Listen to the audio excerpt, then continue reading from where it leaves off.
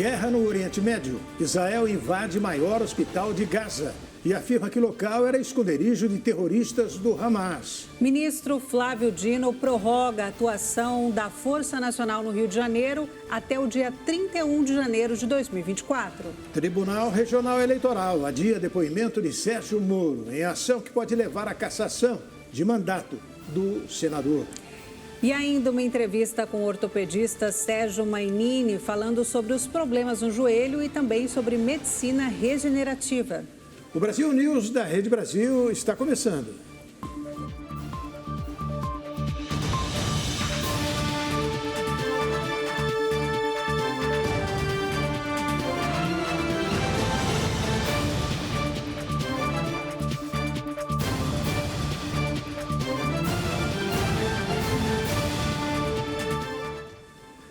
Os soldados israelenses tomaram o hospital de Al-Shifa, o maior de Gaza. ONU e Cruz Vermelha disseram estar horrorizados com os riscos para pacientes, equipe médica e milhares de civis que buscam refúgio no local. Dezenas de soldados israelenses, alguns deles encapuzados e atirando para o alto, ordenam a rendição de moradores de Gaza que buscaram refúgio no hospital Al-Shifa. Uma jornalista relatou que a batalha ao redor do maior hospital de Gaza chegou aos corredores do complexo médico. O exército israelense divulgou imagens da entrega de ajuda médica ao hospital.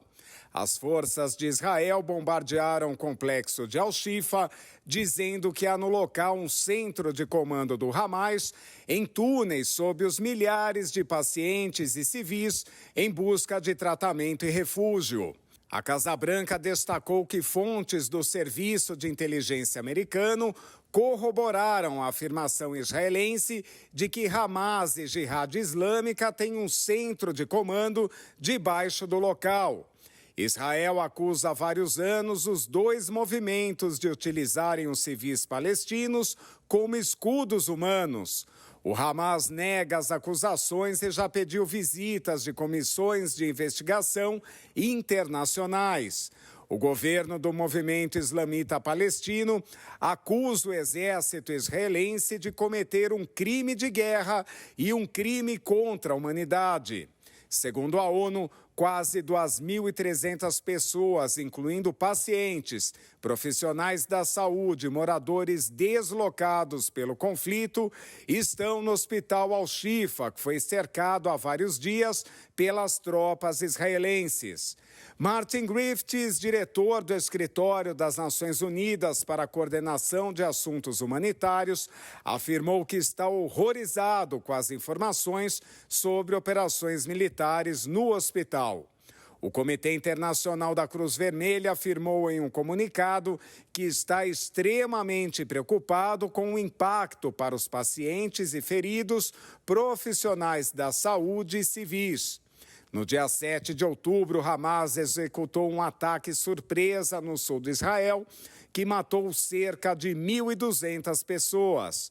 Desde então, o Estado hebreu responde com bombardeios constantes e operações por terra e mar na faixa de Gaza, que já deixaram mais de 11 mil mortos. A maioria das vítimas dos dois lados do conflito são civis.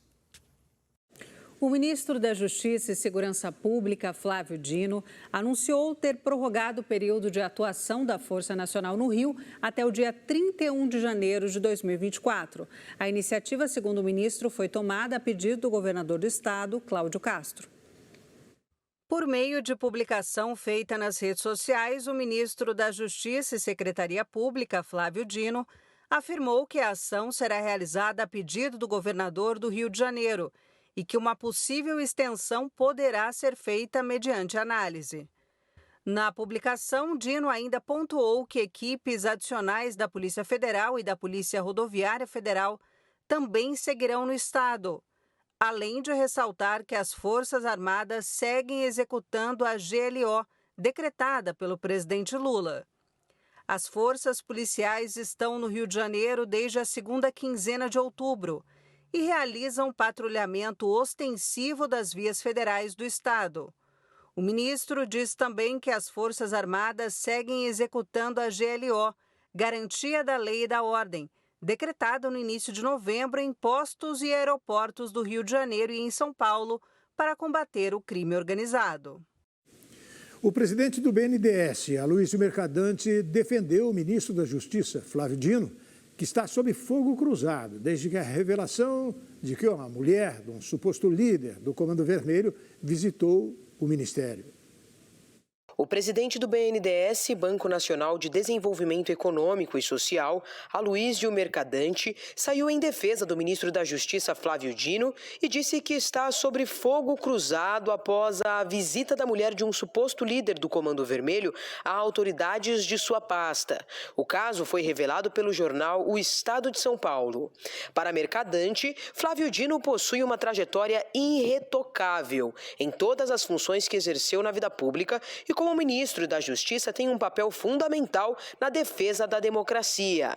A defesa feita pelo presidente do BNDES se soma à de outros membros do governo, a começar pelo próprio presidente Luiz Inácio Lula da Silva, que disse que o ministro é alvo de absurdos ataques.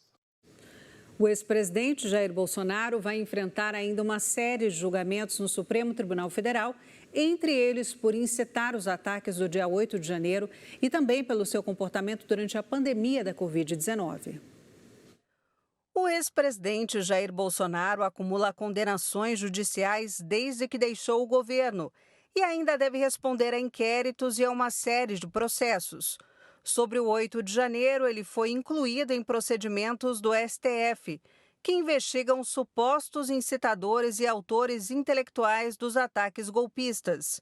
2 dias após as invasões em Brasília, o ex-presidente compartilhou vídeo com acusações sem provas ao STF e ao TSE.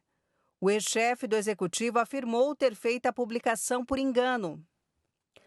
No âmbito do inquérito das chamadas milícias digitais, aberto pelo ministro Alexandre de Moraes em 2021, ocorreu o acordo de delação do tenente-coronel Mauro Cid, ex-ajudante de ordens de Bolsonaro, homologado em setembro. A apuração sobre Cid reúne diferentes frentes, incluindo desde a venda de joias presenteadas por autoridades a Bolsonaro, a suposta falsificação de cartão de vacina e as circunstâncias de minuta e diálogos de cunho golpista encontrados em seu celular. O ex-presidente foi alvo de busca e apreensão e já prestou depoimento referente a essas investigações. Também corre na Suprema Corte do país um inquérito sobre o comportamento do então mandatário durante a pandemia da Covid-19. Em setembro, o ministro Gilmar Mendes, do STF, anulou uma decisão da Justiça Federal do Distrito Federal que havia arquivado parte de uma investigação sobre suspeitas de irregularidades e omissões de Bolsonaro, também por integrantes da sua gestão durante a pandemia. Também será julgado por apologia ao estupro. O ex-presidente da República era réu do Supremo desde 2016 por incitação ao estupro e injúria contra a deputada federal Maria do Rosário, do PT gaúcho, por dizer que a parlamentar não merecia ser estuprada porque é muito feia. A tramitação foi interrompida quando Bolsonaro assumiu o Planalto e, após o fim de seu mandato, foi encaminhada à primeira instância. O Tribunal Regional Eleitoral do Paraná adiou o depoimento do senador Sérgio Moro no processo que pode levar à cassação do mandato dele. O ex-juiz da Operação Lava Jato seria ouvido nesta quinta-feira por videoconferência. O depoimento agora está previsto para o dia 7 de dezembro. O advogado Luiz Felipe Cunha e o empresário Ricardo Augusto Guerra, suplentes do senador, e o deputado cassado Deltan Dallagnol também devem ser ouvidos nessa data. Os depoimentos foram adiados porque os investigados devem falar por último, após a apuração de todas as provas. Além disso, o partido Podemos enviou documentos que foram solicitados fora do prazo estipulado pelas autoridades. O partido está habilitado no processo como terceiro interessado, ou seja, não é parte, mas foi notificado a contribuir com a ação. A Justiça Eleitoral pediu ao Diretório Nacional dados sobre gastos de campanha.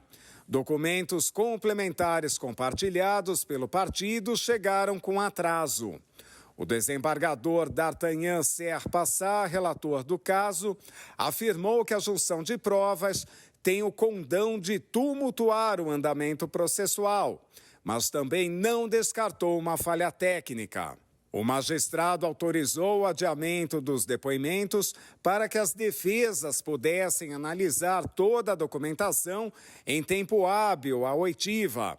Ele também ressaltou que, conforme destacam os investigados, o ato judicial ocorrido posteriormente à designação das audiências pode vir a causar prejuízo ao exercício da ampla defesa pelas partes. O governador gaúcho Eduardo Leite sinalizou que quer disputar a presidência da República em 2026.